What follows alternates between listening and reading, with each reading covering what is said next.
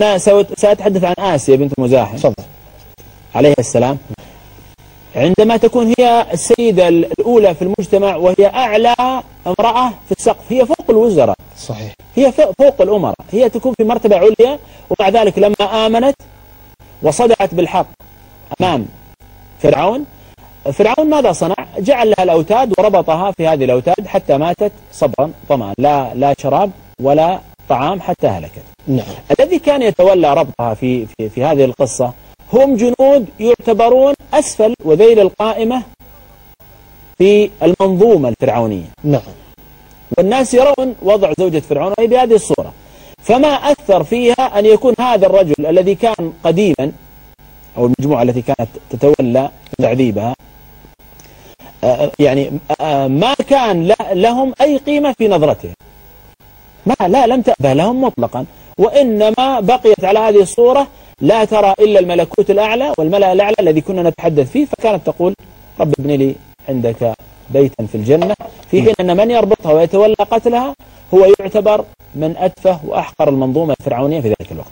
أما مريم عليها السلام فإنها جاءت للقوم في موقف شجاع ضخم جدا عملاق، أتمنى أن نتأمله قليلا. يعني فتاة عمرها 17 سنة، وجاءت وهي حبلى، وهي حامل، والقوم يعرفون أنها لم تتزوج، غير متزوجة، فجاءت معها المولود في يدها.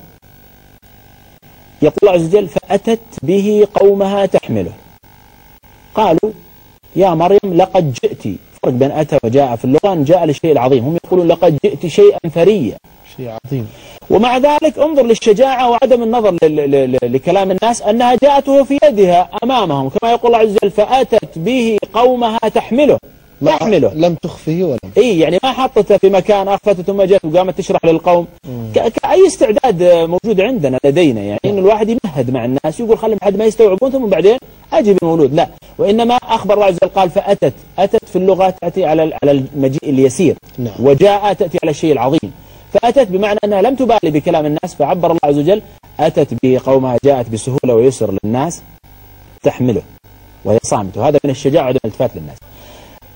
خديجة بنت خويلد رضي الله عنها كانت تصلي مع النبي عليه الصلاة والسلام عند الكعبة، وهي المرأة السيدة التاجرة اللي لها السمعة والمكانة، التي كان يتمنى تجار قريش وسادتهم أخذ تجارتها والزواج منها. ومع ذلك يقول عفيف الكندي، وقد جاء في بداية الإسلام ظهوره، يقول جاء إلى العباس عم النبي عليه الصلاة والسلام، يقول فرأيت شيئا عجبا، رأيت شابا جميلا وقف عند الكعبة ثم أخذ ينظر إلى السماء حتى استوت السماء في الشمس في كبد السماء، ثم وقف أمامها ثم ركع، فجاء غلام صغير فركع وراءه، ثم جاءت امرأة خلفهم فركعت.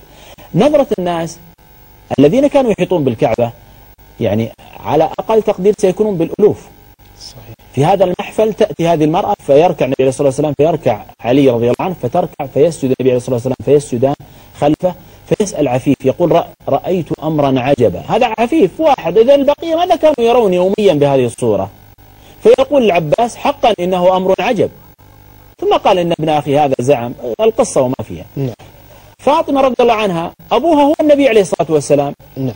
وولداها هما سيدة شابه الجنة، وزوجها هو علي بن أبي طالب رضي الله عنه، هو يعني بمنزلة هارون من النبي عليه الصلاة والسلام، ومع ذلك عندها لحاف، والقوم يتسامعون به، إذا غطت وجهها بدت رجلها، وإذا غطت الرجلين بدا الوجه، وهكذا. وأخواتها كنا يعشن مع أتجر الصحابة، وهو عثمان بن عفان رضي الله عنه، الذي جهز جيش العسرة وقدم مئات الإبل. نعم. ومع ذلك ما راعت كلام الناس ولا نظرت، بل إن مهرها كان 4 دراهم، الدرع الحطمية كما قال النبي عليه الصلاة والسلام. قال أمعك شيء تصدقه إياه؟ قال والله يا رسول الله ما عندي شيء. علي رضي الله عنه يقول ما عندي شيء. قال النبي عليه الصلاة والسلام أين ذهبت درعك الحطمية؟ قال موجودة يا رسول الله. قال اصدقها يا. قال وماذا أصنع بدرع لا تساوي 4 دراهم؟ الله. طيب ما غضبت فاطمة رضي الله عنها وما امتعضت وما راعت كيف الناس يقولون أن ابنة النبي عليه الصلاة والسلام تتزوج ب4 دراهم كما يحصل اليوم. كثير من المنازعات تكون في مسألة المهر، كيف ندفع؟ ليه يعني بنت ماذا سيقول الناس؟ وهذه الصورة المائلة التي وهذه الصورة المائلة التي يعدلها لنا الأربع الكاملات في مسألة هي من أخطر المسائل إذا ربطت بالشرع، وهي قضية الاهتمام والالتفات لكلام الناس. طيب أستاذ عبد